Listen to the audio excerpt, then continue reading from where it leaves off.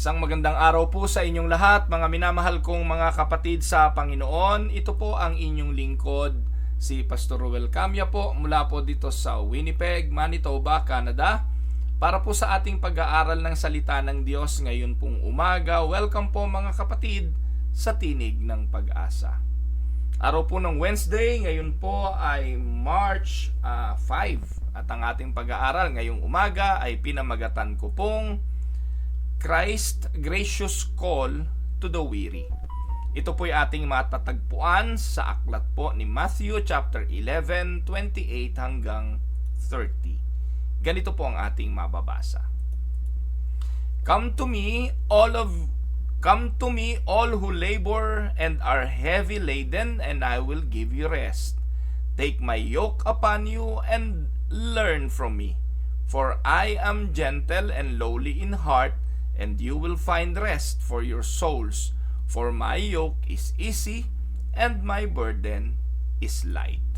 Pagpalain ng Panginoon ang pagkabasang ito ng kanyang banal na salita na sa araw pong ito'y ating pagbubulay-bulayan. Mga minamahal kong mga kapatid, ang talata pong ito is one of the most beloved invitations in all of Scriptures. Marami pong imbitasyon na mababasa tayo sa Biblia, pero ito pong Matthew 11, 28, 30 ang isa sa pinakamamahal o iniibig na imbitasyon ng marami. It is Christ's call to the sinners and offering them true rest. Ang iniaalok ng Panginoon dito na kapahingahan ay ang totoong uri ng kapahingahan. It is not just like a temporary rest na kapag ikaw ay nakapagpahinga, mapapagod ka uli. Ito pong kapahingahang ito na iniaalok ng Panginoon ay isang uri ng kapahingahan na hindi ka na muling mapapagod. Alam niyo mga kapatid, kung inyo pong mauunawaan ang kataga ng Panginoon, lalo na po yung kanyang sinabi na ako ang tinapay ng buhay at ang kung sino mang kumain sa akin ay hindi na muling magugutom. Ako ang tubig ng buhay, sino mang sa akin uminom ay hindi na muling mauuhaw. In the same manner, ang iniaalok ng Panginoon sa imbitasyon na ito ay isang bagay na kung saan kapag ating nakamit, hindi na ho tayo muling mapapagod. So napakaganda, hindi po ba? Atin po itong intindihin at atin po itong unawain. Sapagkat to understand it rightly, we must see it through the lens of God's sovereignty and grace. Para lubusan nating maunawaan ang bagay na ito, tingnan natin ayon sa kapangyarihan at biyaya ng Panginoon. Sa mga katagang ito, atin pong makikita ang dalawang bagay. Una, the compassionate heart of Christ. At ang pangalawa, the power of the gospel which alone can bring peace to our weary souls and therefore will result in completeness of rest. In complete rest. No po? So, yung kumpletong kapahingahan na ito na binabanggit at iniaalok ng Panginoon ay lubusang matatanggap at mauunawaan. Ayon po ito sa soberenya at biyaya ng Diyos. So, ngayon, simulan natin, tingnan po muna natin ang kondisyon noong mga tinatawag na ito para sa kapahingahan. Let us look at the condition of those who are called. So here Jesus is calling. Ano po ang sabi ng talata? Matthew 11:28. Come to me. Sino? All who labor and are heavy laden. Those who are laboring. Ano ba yung laboring sa Tagalog? Napapagal o nagtatrabaho, napapagod at nabibigatan. And I will give you rest. Jesus here addresses all who labor and are heavy laden. And these words describe sino? those who are spiritually. This is not something physical. Kapag in-address po natin ang mga kataga ng Panginoon na nakatuon lang sa physical, sa material na bagay, mamimiss po natin ang isang malaking mensahe o mamimiss po natin ang katotohanan at ang tunay na konteksto nito. Napakarami po kasi sa panahon natin ngayon, kapag nagbabasa ng Biblia, ini-apply lagi ito sa physical at sa material. Huwag po nating kakalimutan na ang ating Panginoon ay naparito sa sanlibutan, hindi naman pangunahin sa pangangailangang physical at material. Ang Panginoon ay naparito para sa ating mga kaluluwa, para magbigay ng buhay. At yung buhay na ibibigay ng Diyos ay espiritual. No? At hindi lang buhay, kundi kasaganaan ng buhay. Hindi rin physical, hindi rin material, kundi espiritual. Kapag ang magtuturo po kasi ng bagay na ito ay ang mga pastor na Pentecostal at mga prosperity preacher, it always pertains to the physical and the material. Naparito ika sa John 10:10, si Jesus, kataga ng Panginoon, ako'y naparito para bigyan kayo ng buhay at ng kasaganaan ng buhay. At ang kanilang konteksto noon, bibigyan ka ng buhay dito sa mundo, at ang buhay na yon ay masagana, physical and material. Samantalang doon, ang linaw-linaw naman na yung buhay na iniaalok ng Panginoon doon ay physical dahil ang kalagayang ay spiritual, sapagkat yung kalagayang spiritual ng tao ay patay. Ephesians chapter 2, 1-5. Ano po? Tayo mga patay. At kung hindi tayo bubuhayin, that is the total depravity of man. Because of sin, we're dead. Magsisinungaling ba ang Diyos? Nung sinabi ng Panginoon na huwag niyong kanin yan, pag kinain niyo, patay kayo. Nagsinungaling ba ang Diyos doon? Hindi. No, the first human landed in that state of depravity. No, spiritually, we are dead. Kaso, iba nga yung teaching ng iba. Hindi sila naniniwala ang tao ay patay sa espiritu Yung iba po, ang paniniwala, may sakit lang yung espiritu. Yung iba, ang paniniwala meron lang, humina lang yung kakayahan. Pero hindi. Ang sabi po ng Biblia, we are incapable because we are dead. Kaya ang inaalok ng Panginoon dito ay spiritual rest. And Jesus is addressing those who are laboring and are heavy laden spiritually. Naiintindihan niyo po ba mga kapatid? Kaya kapag ikaw inanyayahan ng pastor sa isang gathering at gagamitin ang verse na ito, mangagsilapit kayo sa akin, sabi ng Panginoon. Ikaw na pagod na sa buhay mo, ikaw na maraming problema, ikaw na nahiwalay sa asawa, ikaw na may problema sa mga anak, yung mga kabigatang yan, hali kayo, dali nyo sa Panginoon at bibigyan kayo ng kapahingahan dyan. Walang guarantee yon mga kapatid. There is no guarantee to that. Because what Jesus here is saying is not about the physical and it is not about the material rest. It is all about spiritual. Ano po? So, the Pharisees had added legalistic burdens when it comes to spiritual relationship with God. Na para ka magkaroon ng relasyon sa Diyos, para ka maging malapit sa Diyos, pinapapasan ng mga Pariseyo at mga eskriba yung legalistic burdens that no one could bear. And many were striving in vain for righteousness sa pamamagitan ng pagsunod sa kautusan. Matthew 23 verse 4, ano sabi? They tie up heavy burdens, hard to bear, and lay them on people's shoulders, but they themselves are not willing to move them with their finger. Itong mga leader ng relihiyong Hudyo nung panahon ng Panginoon, nagpapapasan sila sa mga tao ng mga legalistic burdens Kaya ang mga tao pagod. Pagod sila sa kasusunod, pagod sila sa espiritual na kalagayan sa paniniwalang ito yung magtatanggal ng kanilang mga kasalanan at magiging matuwid sila sa harapan ng Diyos. Pero sinabi ng Panginoong Hesukristo, if you want to ease the burden that you are carrying, come to me. Come to me. Po? In our natural state, mga kapatid, sa ating sariling kalagayan, apart from Christ, we are spiritually exhausted, incapable of attaining salvation by our own effort.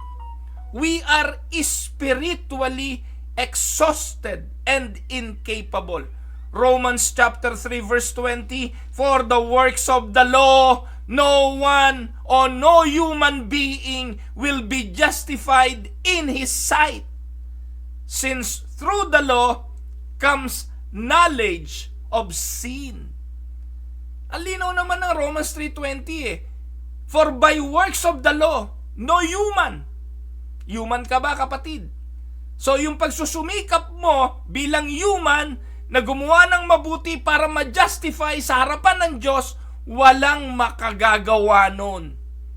At yon ay additional burden sa mga tao kapag pinagpilitan natin na sa pamamagitan ng ating mabuting gawa, tayo ay mapapawalang sala. Hindi.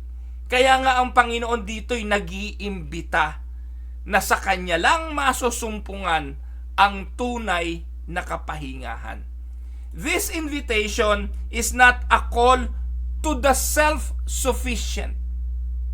Doon sa naniniwalang sila'y matuwid, doon sa naniniwalang sila'y magmamana ng kaluwalhatian ng Diyos dahil sila'y morally upright, hindi para sa kanila ang panawagang ito. Sa katigasan ng kanilang mga puso, hindi nila ito tatanggapin. Pero para doon, to those whom the Holy Spirit has made them aware of their spiritual poverty, na sila'y walang kakayahan, na sa kanilang mga sarili, hindi nila magagawa na maging matuwid sa harapan ng Diyos, ang panawagang ito'y para sa kanila. It is God's grace that awakens sinner to their need for Christ. Biyaya lang ng Diyos, mga kapatid, ang makarinig at ang makaunawa ng panawagang ito. Kaya kung hindi mo naiintindihan, hindi mo naririnig at wala kang pandama sa panawagang ito ng Panginoong Hesukristo, isa ka na sa pinaka nakakahabag na nilalang sa mundong ito. Pero kung naririnig mo mismo sa iyong puso at nauunawaan mo yung need for rest, and you can find the rest, yung kapahingahan kay Christ, then you have been given the grace as an awakened sinners for your need of salvation. At Diyos lang ang pwedeng gumawa nun. At ang tawag doon, biyaya ng Diyos. Look at Ephesians chapter 2 verse 1 to 5. Tatagalugin na natin, mga kapatid. Ano po? Ang sabi diyan ni Pablo sa mga taga-Epeso, nung unay patay kayo. Patay ba o buhay? Linaw naman, patay. Di naman nagsisinungaling si Pablo niyan. Ang kausap niya diyan, mga mananampalataya sa Epeso, na ang sabi niya sa mga ito, nung unay patay kayo. Bakit? Dahil sa inyong pagsuway at mga kasalanan. Mga kapatid, ang kasalanan ay nakamamatay. At dahil po tayong lahat ay nagkasala, lahat tayo patay. Tama? Ngayon, mali ang pagkaintindi nyo kung hindi nyo pinaniniwalaan yan. At ano epekto ng kamatayang ito? Verse 2. Sinusunod ninyo noon. Ibig sabihin yan, past tense na yan. Pinapaalala lang ni Pablo yan sa mga taga-Epeso. Nung unay patay kayo dahil sa inyong pagsuway at mga kasalanan, sinusunod ninyo noon ang masamang takbo ng mundong ito at napailalim kayo sa pinuno ng kapangyarihan sa himpapawid ang espiritong naghahari kanino? Sa mga taong pasaway. Hindi ganon. Sa mga taong ayaw pasakop sa Diyos. Ang totoo, no, verse 3, tayong lahat. No, sinabi na ni Pablo, hindi lang kayo, kundi pati ako, tayong lahat ay dati ring namumuhay ayon sa pagnanasa ng ating laman at sumusunod sa mga hilig ng katawan at pag-iisip. Kaya't sa ating likas na kalagayan, kabilang tayo sa mga kinapopootan ng Diyos. So, ibig sabihin, itong mga mananampalatayang ito sa Epeso, mga believers na ito sa Epeso, born again na, ligtas na yang mga yan kasi yan ay pinili na ng Diyos bago palikhain ang sanlibutan noong araw ay dating mga patay. Kasama si Pablo, kasama tayong lahat, kasama ako, no? At ang sabi diyan, kaya't sa ating likas na kalagayan, kabilang tayo sa mga taong kinapopootan ng Diyos. Verse 4. Look at verse 4. Subalit, napakasagana ng habag ng Diyos at napakadakila ng pag-ibig niya kanino? Sa atin. Sa lahat ba ng tao yan? Hindi. Doon lang yan sa mga pinili. Sinasabihan ni Pablo rito ay mga Kristiyano na. Napakasagana ika, no? Ng habag ng Diyos at napakadakila ng pag-ibig niya kanino? Sa atin. Tayo'y binuhay. Dati patay di po ba? Binuhay kasama ni Kristo nung tayo'y mga patay pa dahil sa ating pagsuway. Naligtas nga kayo dahil sa kanyang kagandahang loob. Mahirap bang intindihin yan? Naligtas tayo hindi dahil may ginawa tayo, dahil wala tayong kakayahang gumawa, dahil tayo'y patay. Kaya tayo naligtas mula sa kalagayang patay, binuhay nga tayo. At iyon ay kagandahang loob ng Diyos. Bago ka nakapanampalataya, bago mo pinagsisihan ng iyong kasalanan, bago mo nakilala si Jesucristo bilang Panginoon, binuhay ka muna ng Diyos. Paano ka binuhay? Katulad ng binuhay si Lazaro mula sa mga patay. Ang sabi lang ng Panginoon, Lazaro, tumayo ka. Ganun din sa ating espiritu. Sa John chapter 3, verse 3 to 5, ang sabi ni Jesus kay Nicodemo, hindi mo mamanahin ang kaharian ng Diyos malibang ikaw ay ipanganak na muli. Unless a man be born again, he cannot see the kingdom of God. You should be made alive. At dahil po, sa tinawag tayo ng Diyos, ang tawag doon, effectual call. Inner call ang tawag doon. At itong Matthew, no? At itong ating pinag-aaralan na Matthew 11:28 and 30 ay part of that effectual calling. God is calling you, you who are tired because of sin, you who are laboring. He is inviting you to come. At ang patay na kaluluwa ay muling mabubuhay and you will come to Christ. And He will give you rest. So ito po yung kondisyon ng tinatawag. Take note, this is not a call for self-sufficiency. This is an invitation.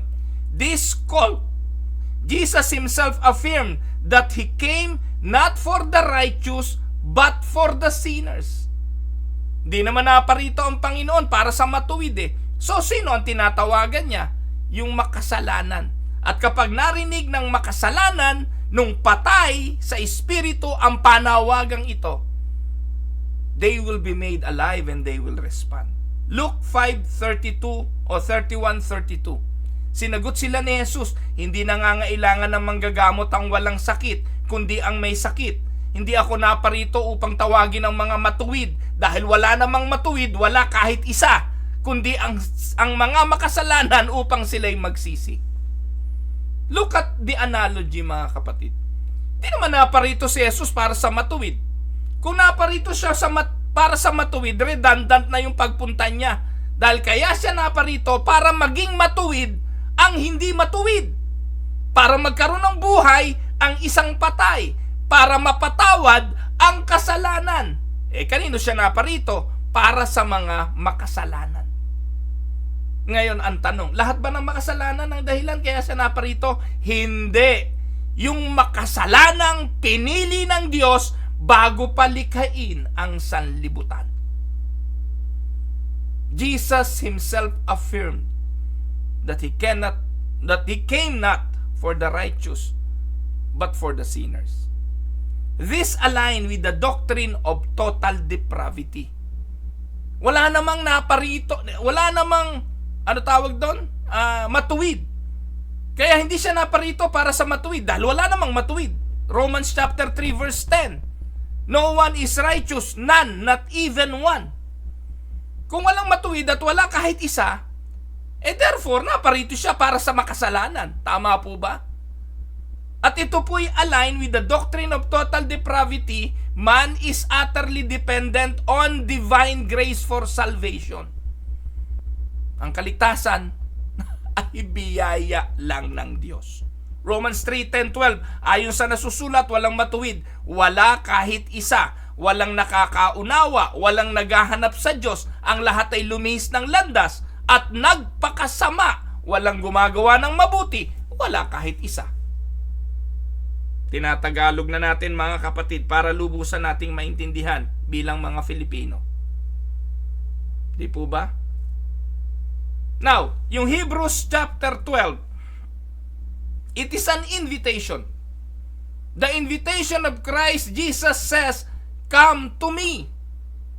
Come to me is a personal, effectual call to himself, not to a system of works, not in a system of self-improvement. Kaya yung evangelism ay call to come to him. Hindi para call para mag-self-improve, para baguhin ang buhay at umasenso, o kaya naman ay for a career move. Minsan matatawa ka na lang yung mga altar call na pinagagagawa Gusto mong umasenso buhay mo, come to Jesus. Gusto mong mabago takbo ng career mo, come to Jesus.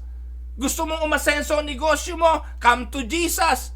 Puro self-improvement, pero yung panawagan dito ng Panginoon is a personal, effectual call to himself. At ang tutugon dito, mga kapatid, ang tutugon dito ay yung mga pinili ng Diyos para sa kaligtasan. Sila yung binuhay muna sa pamamagitan ng panawagang ito. Just like when Jesus called Lazarus from the dead. Christ alone is the source of true rest because he has fulfilled the law on behalf of his people. Matthew 5:17, huwag ninyong akalaing naparito ako upang ipagwalang bisa ang kautusan at ang mga propeta. Naparito ako hindi upang ipawalang bisa ang mga yon, kung hindi upang tuparin. The call is universal in its proclamation, but effectual only for those whom the Father draws. Ang panawagan ng Matthew 11, to come to Jesus, is for everyone. Pero maniwala kayo o hindi, ang tutugon lang dito ay yung pinili ng Diyos para sa kaligtasan.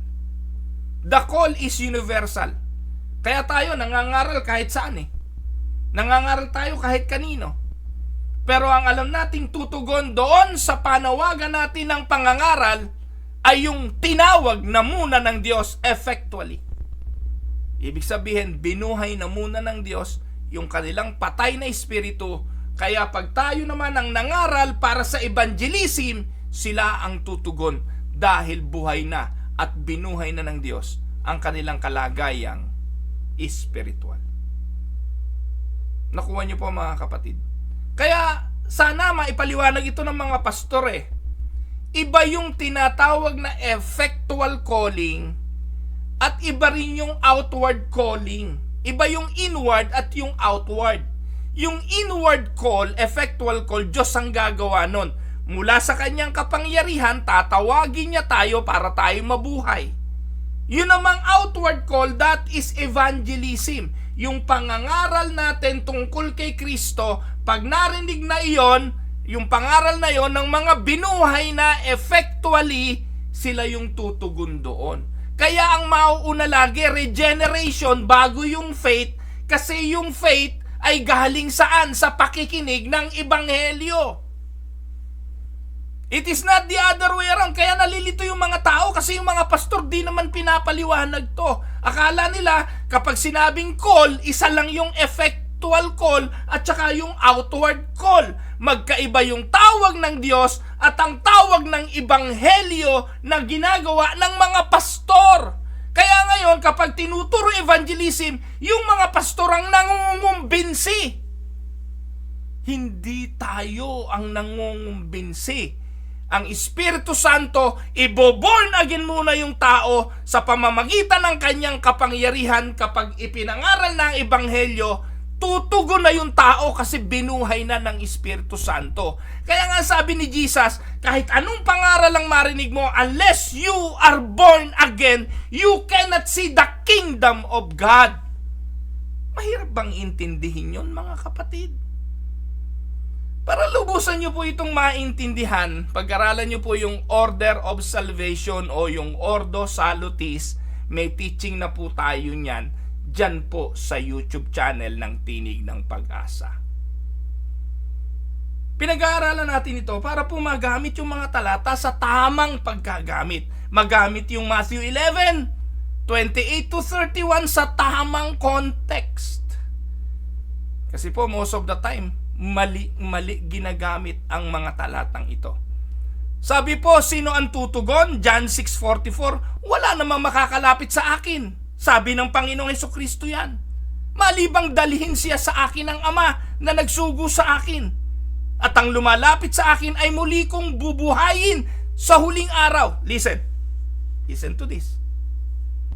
Pakinggan niyo po mga kapatid. Walang makakalapit sa Panginoon kung hindi ipinahintulot ng Ama na makalapit. Tama po ba o mali? John 6:44. Ngayon, tatanungin ko kayo, papaano ang isang patay sa espiritu ay makakalapit sa Panginoong Hesukristo? Para lang maintindihan natin yung order. Kung binanggit natin kanina na ang lahat ng tao dahil sa kasalanan ay patay, sino ngayon ang may kakayahang lumapit sa Panginoong Hesukristo? Wala. We are talking here of spiritual coming. No po? So kaya ang importante rito ay buhayin muna, i-born again muna. At kapag na-born again na, ano mangyayari? Makakalapit na tayo sa Panginoong Hesus. Makikilala na natin siya bilang siya ang daan, siya ang katotohanan, at siya ang buhay. At dahil doon, makikilala din natin ang ating mga sarili na tayo makasalanan, magsisisi tayo sa ating mga kasalanan. At resulta nun, maririnig natin ang ebanghelyo, bibigyan tayo ng pananampalataya. Galing din yun sa Diyos. At ang ibig sabihin nun, mako-convert tayo. Mako-convert tayo at lalapit tayo sa Panginoong Hesus. At ang sabi, yung lumapit sa akin, kahit mamatay physically, sa muling pagkabuhay, bubuhayin niya ang mga ito. John 6:44. Kaya kapag ikay mananampalataya na ngayon, mamatay ka man, andun yung assurance na sa huling araw, bubuhayin ka uli ng Diyos. Amen mga kapatid. And this align with the doctrine of irresistible grace na yung tinawag ng Ama na dating patay ay tutugon sa Panginoong Hesukristo, and they will find rest. Those whom the Father calls will come, and they will find rest in Christ. Spiritual rest. Romans 8:30, ang pinili niya noon pang una ay kanyang tinawag. Ang kanyang tinawag, pinawalang sala. Ang pinawalang sala, kanyang binahaginan ng kanyang kaluwalhatian. Amen? Kaya dapat ganyan ang pagtuturo. Dapat ganyan sistematiko para maunawaan ng mga tagapakinig. Hindi yung dampot ng mga talatang wala sa linya at wala sa malinaw na katuruan ng Biblia. Amen? So this call to come is an invitation to faith in Christ alone. Amen? Kasi sa Hebrews 12:2, ano sabi? Jesus is the founder and perfecter of our faith. It is not our works, but His grace that saves us. Titus 3:5. And this call is an expression of God's sovereign election as seen in John 15:16. Hindi kayo ang pumili sa akin, kundi ako ang pumili sa inyo. Amen? Pangatlo, the rest that Christ gives. Jesus promises, I will give you rest. This is not merely a temporary relief na pag ikaw ay binigyan ng kapahingahan, muli kang mapapagod. Hindi na ganun. Ang sabi ng Panginoong Hesukristo, kumain sa ilang ang inyong mga magulang ng mana, ngunit muli silang nagutom. Pero yung mana na ipapakain ko sa inyo, ang aking katawan, hindi na kayo muling magugutom. Ako ang tubig ng buhay. Ang sino mang uminom, hindi na muling mauuhaw. Ako din ang kapahingahan na binabanggit dito. Ang ibibigay kong kapahingahan, hindi na kayo muling mapapagod. Sa pagkaalipin sa kasalanan, katulad yan ng bansang Israel. Dahil alipin sila ng Ehipto, pagod sila physically araw-araw. Amen mga kapatid. Pero ganun din ang paglalarawan sa espiritu. Sa pagpapalaya ni Kristo, wala nang pagod sa espiritual. Because He is our rest. Amen po ba? Though His atoning work, through His atoning work sa ginawa ni Kristo sa krus ng Kalbaryo, tinanggal ni Jesus ang burden of sin, yung bigat ng pasan ng kasalanan. Tinanggal niya yun. At binigyan tayo ng kapatawaran, nilinis sa ating kasalanan, at tayo na pawalang sala. Wala na sa iyo ang bigat ng kasalanan. Yung burden of sin na nasa atin sa krus ng Kalbaryo, ibinigay natin kay Kristo. Pinasan niya lahat yon. Kaya nga po yung declaration ng creed, He went to hell for us. Because that situation, yung pagpapasa natin ng kasalanan kay Kristo ay impyerno yun. Imagine niyo, walang kasalanan, nilagyan mo ng kasalanan. Ibig sabihin nun, yung hatol ng impyerno, ibinigay natin sa Kanya. Yun po ang ibig sabihin do sa creed, na He went to hell. Hindi po literal na pumunta siya ng impyerno. Pero yung katotohanan na bigyan mo siya ng kasalanan na walang kasalanan, impyerno yun. Impyerno yun. Ipinalasap natin sa Kanya ang bigat nun. And in return, ano ginawa ng Panginoon? Ibinalabal niya naman sa atin ang Kanyang pagiging walang kasalanan. Yung kanyang righteousness ibinigay sa atin.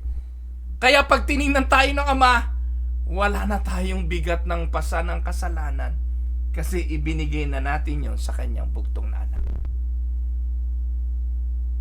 Ngayon, pag mabigat ka pa rin at alipin ka pa rin ng kasalanan, ang alipin ng kasalanan may malaking suliranin. Baka hindi totoo na ikaw ay binuhay na sa iyong kalagayan.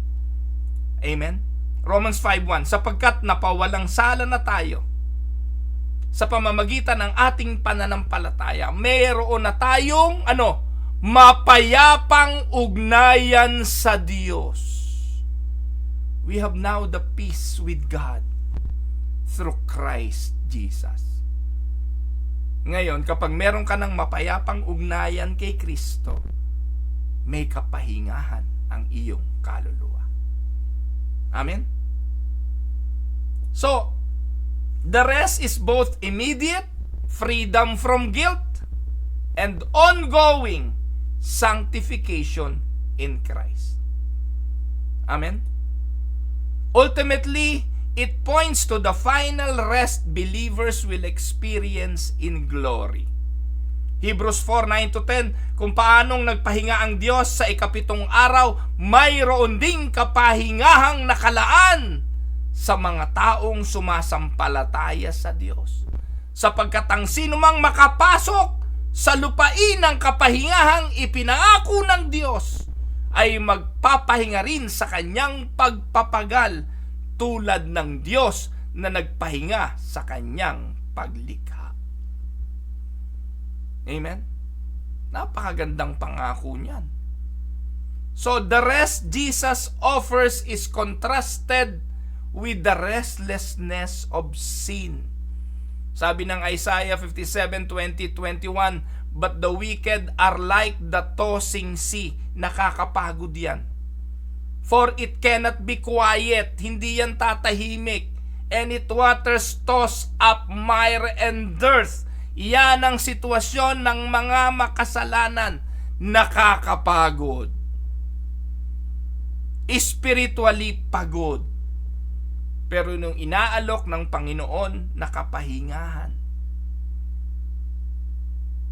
ay habang panahon. Amen? There is no peace, says God, for the wicked. True peace is only found in Christ who reconciles us to God. Amen? Now, ano pa yung makikita natin dito sa alok ng Matthew chapter 11? Ano po ang sabi? The yoke that is easy and light. Ang pasan ay madali at ano pa? Magaang. Madali na, magaang pa. Di po ba? Jesus does not call us to a life of ease, but a new kind of yoke. Take my yoke upon you and learn from me, for I am gentle and lowly in heart, and you will find rest for your souls. Ang panawagang ito ng Panginoon ay hindi a life of ease, katulad ng ipinangangaral ng mga Pentecostal at ng G12. Ang panawagan ng Panginoon is a new kind of yoke. You will carry a new kind of yoke, and this kind of yoke na iniaalok ng Panginoon ay ang kanyang yoke. In contrast to the heavy yoke of the law without grace, Christ's yoke is easy because He bears the load with us. Siya na po ang pumasan ng kasalanan yan. Yung bigat ng kasalanan, siya ang pumasan, kaya siguro naman naiintindihan nyo, kung kinuha na niya yung bigat ng kasalanan, ano papasan mo? In union with Christ, we are empowered by the Holy Spirit to obey joyfully. Philippians 2:13, sapagkat ang Diyos ang kumikilos sa inyo upang inyong naisin at isagawa ang kanyang kalooban. Kaya yung pamumuhay natin sa sanctification, sa pagpapakabanal, hindi rin natin solong trabaho yun eh. Katuwang pa rin natin ang Santong Espiritu sa pagpasan at pakikibaka natin sa kasalanan sa laman habang tayo ay nandito pa sa sanlibutan. His commands are not burdensome because they are given in love and fulfilled through grace. 1 John 5:3, sapagkat ang tunay na pag-ibig sa Diyos ay ang pagtupad sa kanyang mga utos. Hindi naman napakahirap sundin ang kanyang mga utos. Tama po ba mga kapatid? Kaya nagsasabing napakahirap sundin ang utos ng Diyos. Isa lang ibig sabihin, pasan-pasan nyo ang bigat ng kasalanan kaya kayo nahihirapan. Pero kapag nasa kamay na ng Panginoon ang mga bagay na yan, ang pagsunod sa utos ng Panginoon ay hindi lang nagiging obligasyon para tayo magmana ng buhay, kundi ito'y epekto na tayo ay meron ng buhay. Kaya natin nasusunod ang mga utos ng Diyos. Amen? So the yoke image recalls Jeremiah 6:16, na kung saan sa Jeremiah 6:16, tinatawagan ng Diyos ang kanyang bayan na hanapin ang dating daan, ang lumang landas, sapagkat sa lumang landas, they will find rest. Pero anong sabi? Ang mga tao'y ayaw lakaran ito. Sinabi ni Yahweh sa kanyang bayan, tumayo kayo sa panulukang daan at magmasid. Hanapin ninyo ang lumang kalsada at alamin kung saan ang pinakamabuting daan. Doon kayo lumakad at magtatamo kayo ng kapayapaan. Subalit ang sabi nila, ayaw naming dumaan doon. Yan ang takbo ng maraming tao.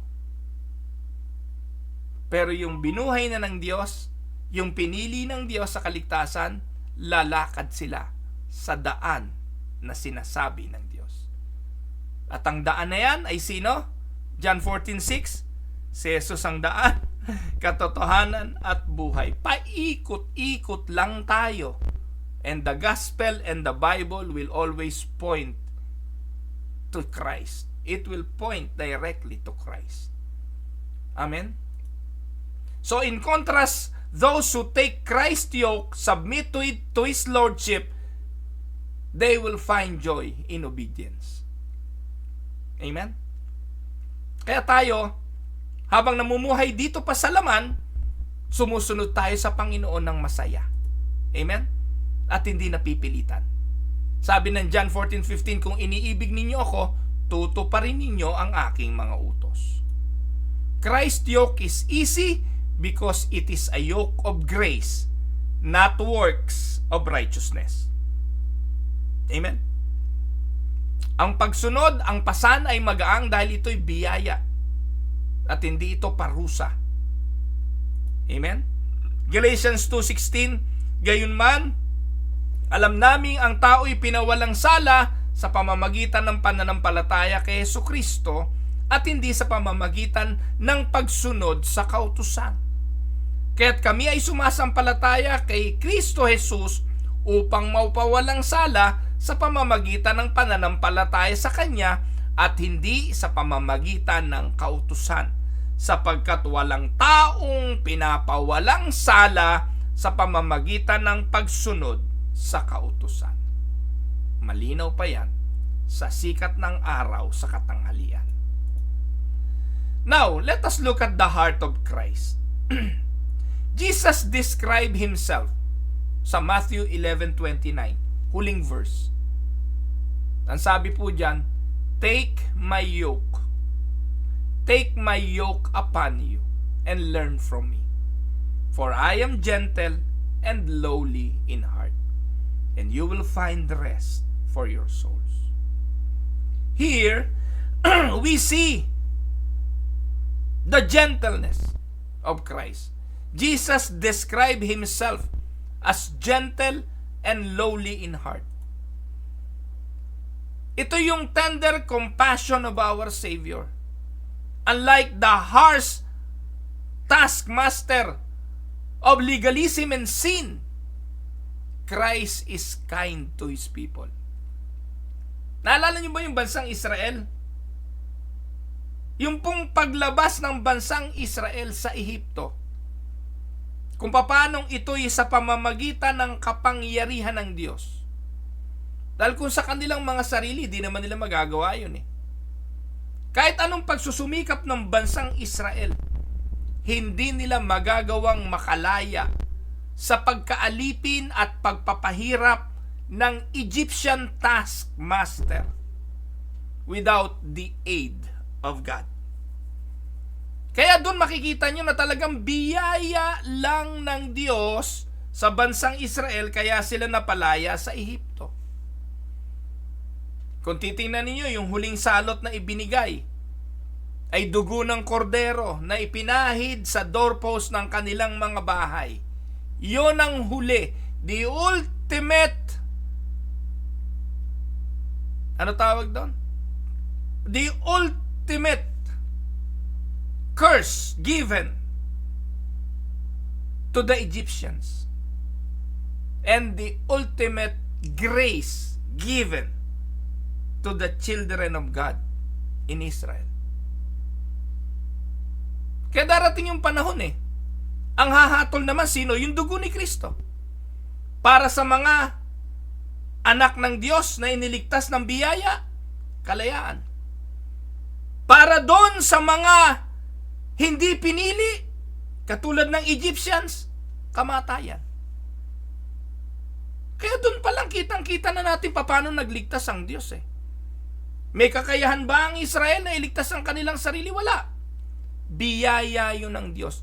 Hanggang sa huling sandali, biyaya ng Diyos ang humati ng pulang dagat at sila'y ligtas na tumawid sa tuyong lupa. Biyaya yun ng Diyos.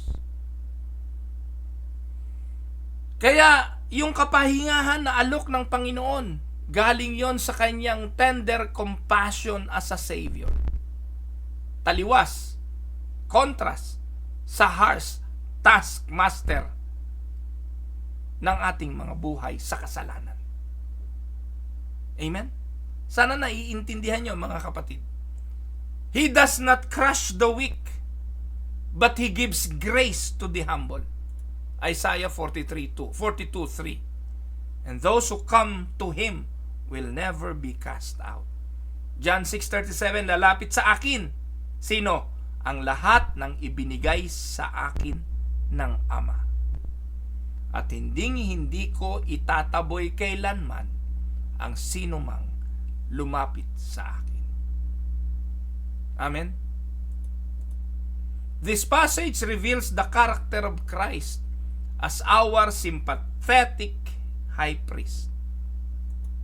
He understands our weakness and He welcomes sinners with an open arms. His gentleness assures that He will not reject those who come in true repentance and faith. And this aligns with the doctrine of limited atonement. Christ's atoning work is particularly for His elect, ensuring their salvation.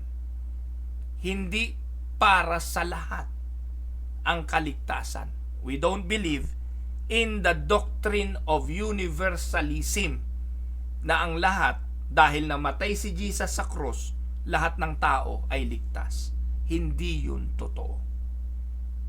Ang kaligtasan ay para lang sa pinili ng Diyos doon sa mga ibinigay ng Ama kay Hesukristo. At yung mga ibinigay ng Ama kay Hesukristo, siguradong lalapit sa Kanya. At yung mga lalapit sa Kanya, siguradong hindi niya itataboy. Pero merong hindi lalapit. Merong hindi dadaan sa daang ibinigay niya. Merong hindi makakasumpong ng kapayapaan at kapahingahan. Merong dadaan hindi sa makipot, kundi sa maluwang, na kung saan ito ay patungo sa kapahamakan. Amen? So, conclusion. Matthew 11:28-30 is a gracious invitation to weary sinners. But it will start with an effectual call of God to those whom God has chosen. Tatawagin ng Diyos yung pinili, magigising ang patay, mabubuhay rather ang patay, at sila ay pagkakalooban ng pangakong kapahingahan dahil makikita nila si Jesus bilang daan, katotohanan at buhay. We do not come by our own strength, but are drawn by the sovereign grace of God. And when we come, we find not only forgiveness, but a Savior who bears our burdens and leads us gently in His righteousness.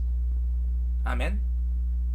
So mga kapatid, in Christ we exchange the heavy yoke of sin for the light yoke of grace.